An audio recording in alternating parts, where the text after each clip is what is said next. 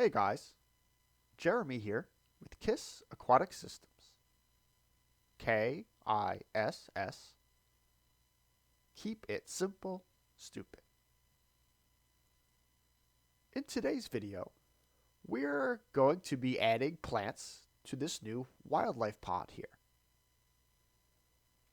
We've got some native marsh grasses, some mosses, ferns, irises, and also some aquatic forget-me-nots, one of my favorites.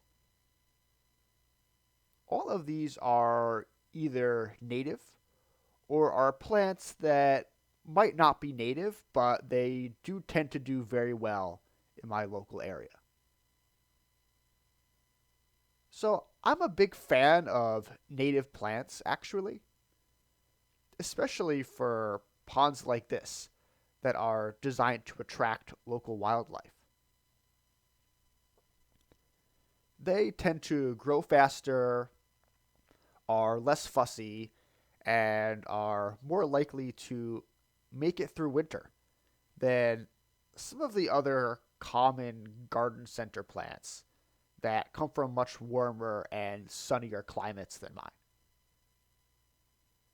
Also, for a wildlife pond like this one, as you might expect, native plants are a lot more likely to attract native local wildlife, which is pretty much the whole point of this pond here. So, if you are interested in native plants, I think the best way to go about getting them is to start off by buying a little bit from a local garden center. They should be fairly cheap in small quantities. And then just grow them out yourself. Which, as you probably guessed, is what I've done here. If you choose the right plants, they should spread really quickly. To the point where in a few years you'll be like me and you'll have a lot more plants than good ideas for what to do with them. I grow these out in my ponds, in pots, in containers. Sometimes I'll use pond water or rainwater or actual dirt. Really, all these plants are very forgiving and fast growing. And now that I'm seeding this pond here, I expect them to continue to grow and fill out the area nicely over time. So as you can see here, I'm going around the pond adding these plants in. These are all marginals, so they like to grow with their feet wet on the edges of bodies of water. So that's what I'm doing here. Most of these plants, I'm just placing bare root among the rockwork on the sides of the pond. I am putting the irises a bit deeper in, call it 6 inches of water, in some pots that I have sitting on the plant shelf that runs all along the back and sides of this pond. I also have 2 native white water lilies, also in pots on the plant shelf, that I actually added in November right when I built this pond.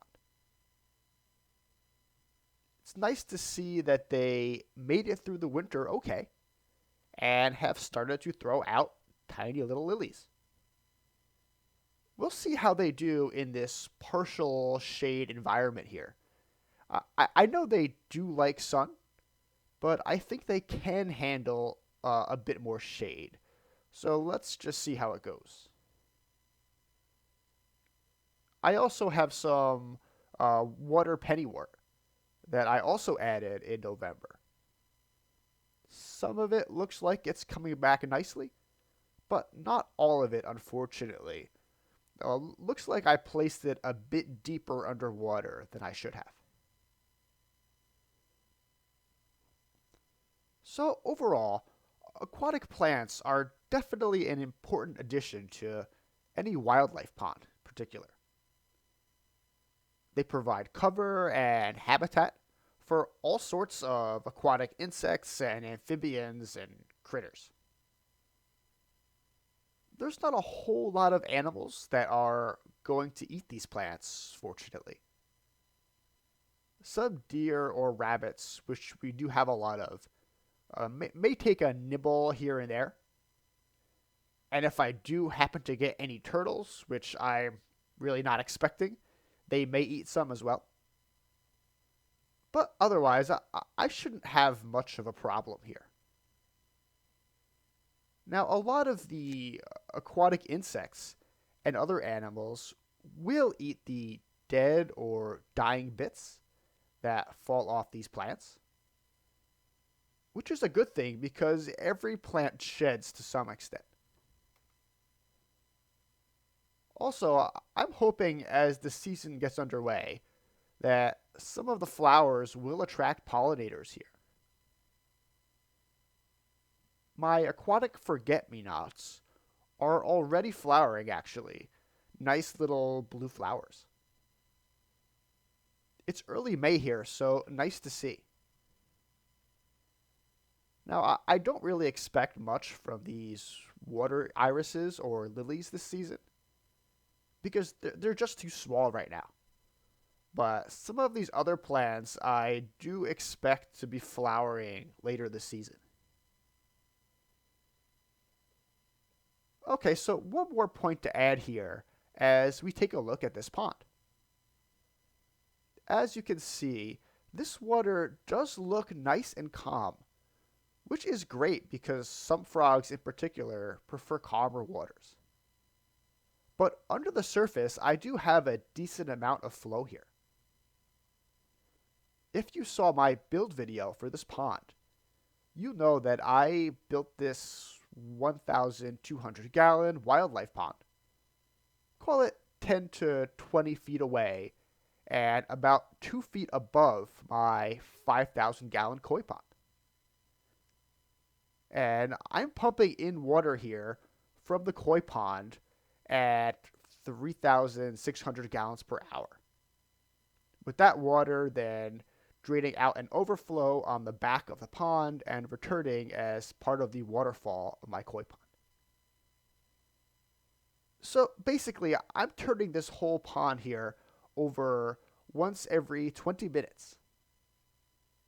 That might seem like overkill, but actually that flow rate is probably slower than even the gentlest of streams in nature. So it's still fairly reasonable. Now, if you do have a wildlife pond, or are considering building one, I would maybe suggest adding some flow if you can.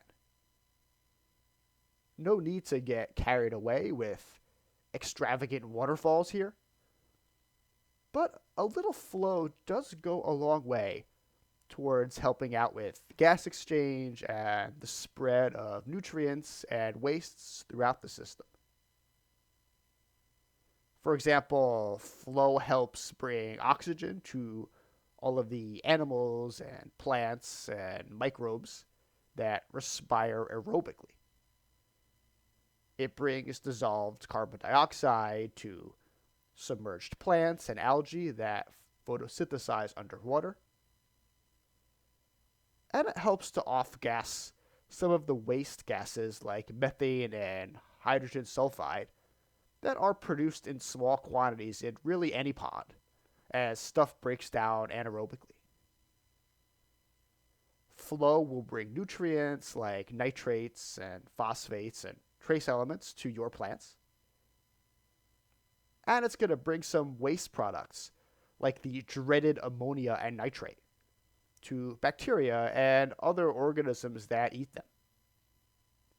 So basically, in a nutshell, adding flow, even a little bit, will make most of the chemical and biological processes going on in your water a lot more efficient, which in turn increases the total amount of plant and animal life your pond can support.